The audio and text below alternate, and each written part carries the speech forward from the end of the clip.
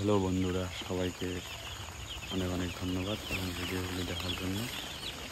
তো দেখো, কাল আগের ভিডিওতে যেমন বলেছিলাম রাতের বেলা পাখিগুলি দেওয়া হবে, তো কাল রাতের বেলায় পাখিগুলি দিয়েছে। দেখো কতটা যত্ন সহকারে এদেরকে বড় করে তোলা হয়। তোমাদেরকে দেখাবো আজকে ছোটোবেলায় কী কী মেডিসিন ইউজ করা হয়।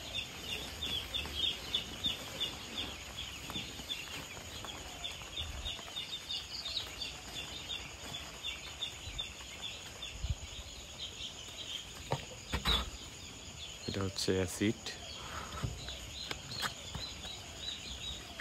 এটা শরবত, ভিটামিন K3, মিনারেলস অনেক কিছুই থাকে। আরও একটি শরবত আছে, নাম হচ্ছে পিলেটসি।